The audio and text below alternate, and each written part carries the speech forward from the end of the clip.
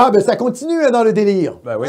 Ça continue le délire gauchiste. Écoutez bien ça. Dorion et Lightbound unis pour stopper les ravages des médias toxiques. Ah, ils sont bons, les gauchistes. Donc là, vous savez, la gauche, QS et le Parti libéral du Canada. Ah, c'est là où on voit d'ailleurs les accointances idéologiques.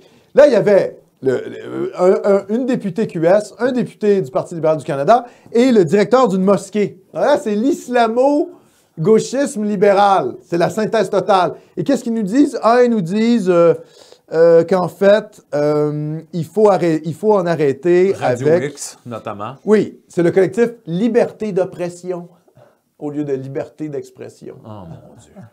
Bon, qu'est-ce qu'ils nous disent? Ils nous disent qu'en gros, il faut arrêter... fermer les 3 médias de droite du Canada. Voilà. En fait, voilà. Il faudrait qu'il n'y ait que des médias de gauche au Québec.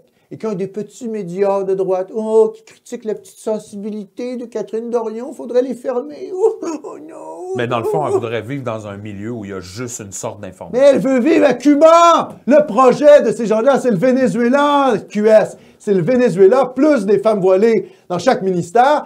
Puis des toilettes transgenres à chaque coin de rue. D'ailleurs, elle fait ces conférences de presse-là avec le Parti libéral de Justin Trudeau et un imam!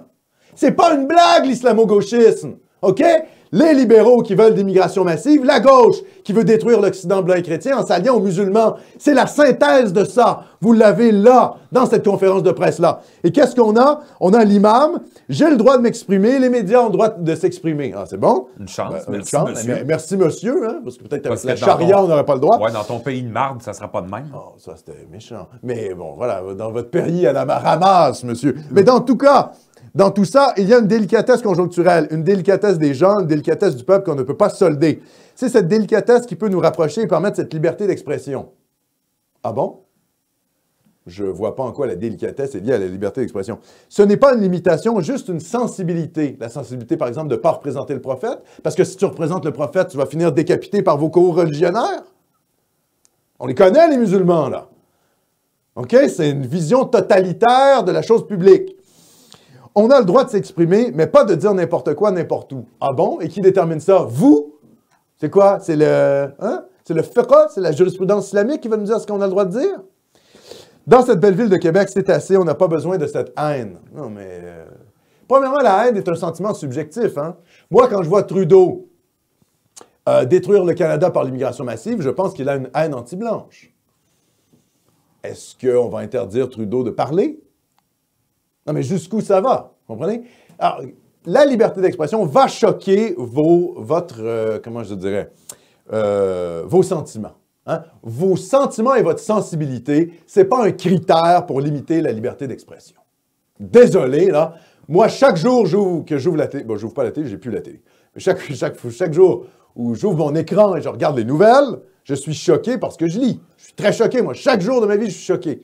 Bon, mais voilà, hein, on n'empêchera pas Radio-Canada d'exister. On pourrait arrêter de les financer, par contre, ou TVA d'exister parce que je suis choqué. Donc, je veux dire, les musulmans incapables, qui n'ont aucune culture, d'ailleurs, de débat, hein, c'est des sociétés totalitaires où, finalement, c'est la tyrannie, il n'y a pas de médias libres, le média est contrôlé par l'État. Et finalement, si ce n'est pas un régime autoritaire qui est en place... dans les pays arabes, dans les pays musulmans, ben, c'est finalement le chaos islamiste qu'on voit en Libye. Hein. Donc, il vaut mieux un Bachar el-Assad ou un Saddam Hussein ou un Muammar Kadhafi plutôt que le chaos islamiste. Donc, ces gens-là n'ont aucune culture de la liberté d'expression. Zéro comme dans Ouellette. Et c'est certainement pas eux qui vont nous dire comment faire. Alliés à la gauche et aux libéraux qui veulent museler toute opposition de droite. Avec un islamiste. Avec un islamiste! Vous faites des conférences de presse avec des imams pour nous dire que notre liberté d'expression est trop grande. Mais allez vous faire foutre, les gauchistes. Les islamo-gauchistes de merde. Vous devenez des caricatures de vous-même. Vous êtes pitoyables. J'espère que Catherine Dorion va être battue à plat de couture aux prochaines élections. J'espère que les gens... C'est quoi déjà sa circonscription, mon cher Philippe? Tachereau. Tachereau. Mais j'espère que les gens de Tachereau vont lui foutre une branlée à la Dorion. Son grand-père, d'ailleurs, qui était plutôt, plutôt un type de droite. Hein. Ça, c'est une famille de petits bourgeois de Québec. Hein. Catherine Dorion, elle vient pas du petit peuple, là. Pas une fille d'ouvrière. Ça, c'est de la petite bourgeoisie d'extrême gauche, là, qui joue à être proche du peuple, finalement, qui est plutôt proche des imams. Hein, on a compris. Oui.